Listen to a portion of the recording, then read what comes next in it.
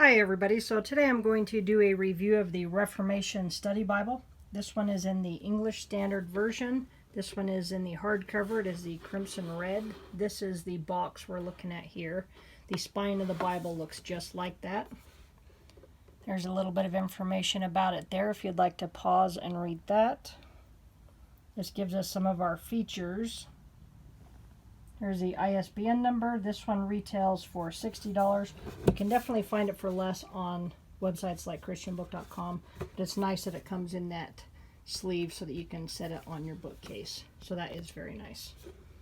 It also does come with a booklet that's got quite a bit of information about it, and then it's got a code on the back side of it that gives you access to all of these different books.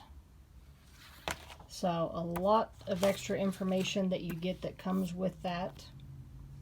So that is nice. And here is the actual Bible itself. So like I said, this one is the hardcover edition. This one here measures out at 9.5 inches tall by 6 3/4 inches wide, and it is 2 inches thick. So good sized Bible. We've got white head and tail bands, just plain white page edges. But it is a sewn binding, so it does lay flat no matter where you put it, which is kind of nice. You can see on the cover we've got both the satin finish and a gloss finish with the burning bush design. So I do like the color of this one. Of course, being a hardbound, it is a paper paste down liner. But with it being a sewn binding, that thing lays flat before we even get into the Bible, so that is really nice. This one is done by Ligonier Ministries. R.C. Sproul is the general editor. There's the different ones that you can pick this one up in. This one here is the 2015 edition. There's also a 2017 edition as well. So we've got all our typical books of the Bible. And then this is where this one is set apart because all of the topical articles that are in it, but then also it includes all the creeds, confessions, and catechisms. So that is really neat. So that's one of the things that a lot of people buy this particular Bible for. So we've got an introduction by R.C. Sproul, our list of contributors. Of course, we've got a preface, explanation of the features, and then we get right into the Old Testament. Gives us an introduction to the Pentateuch. And then we get into our introduction for the book of Genesis. Now the book introductions in this is probably has more information than any other Bible that I've seen, study Bible wise, because it's going to give you a title, author, we've got date and occasion. It's going to have the genre, the literary features, characteristics, and primary themes. It's going to give you the theology of the book in the larger story of the Bible, Christ within the book, the history of the interpretation, and the special issues. So you're going to get a ton of information before you even get into the book of Genesis. And then you're also going to have a nice outline. So as you can see there, the stitching. So it is going to hold up quite a bit. Now the font on this one, it is a 9-point font. I did see someone else say that it was an 11, and it's not an 11. It's definitely a 9. And because this paper is thin, you are going to get some ghosting. And of course, the camera always picks it up a little bit more. And then our font on our notes are going to be a 7-point font. It is a single column format, as you can see there, with the references in the inner column.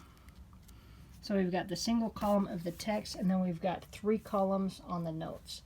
So you can see right here when we've got just 5 verses of the text, and then all the rest of that page is study notes. So there are a ton of notes in this Bible.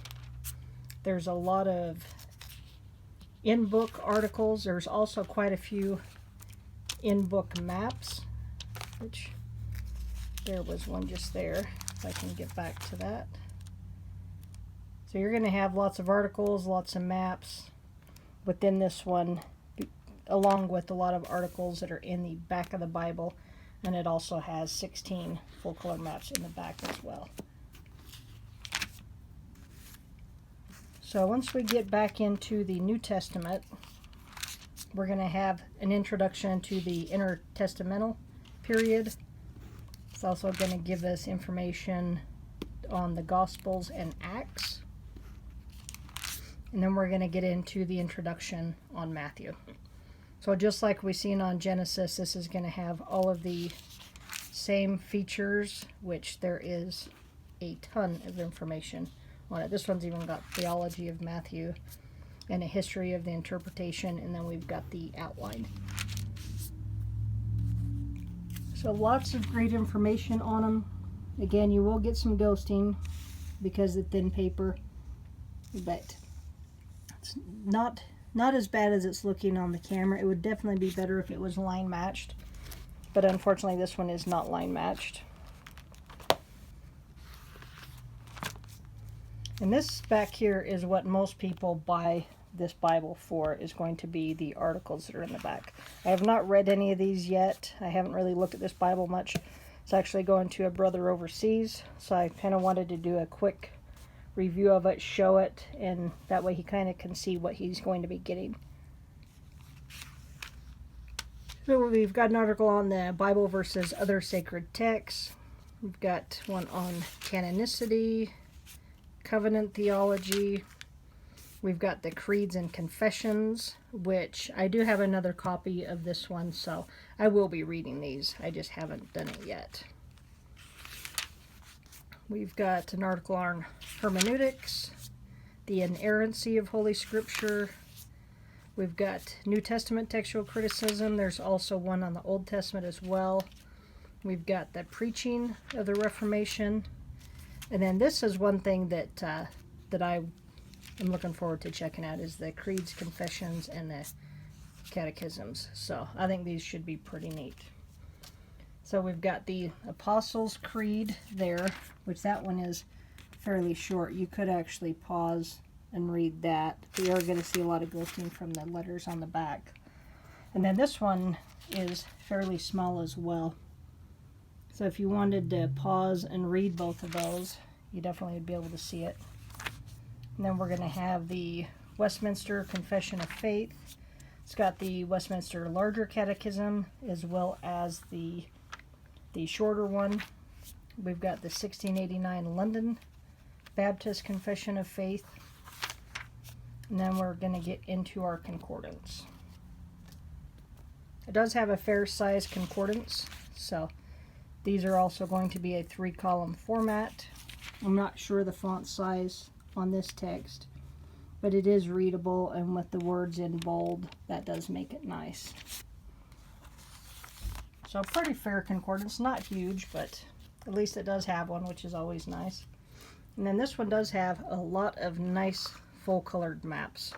They're really colorful. They are on a thicker cardstock, and it is the shiny cardstock, so some people don't like that, but they are very colorful.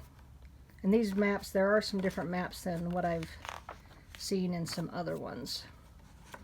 And you can see right there that with that binding, and this hasn't been broken at all, this Bible lays completely flat, so that is one really nice feature.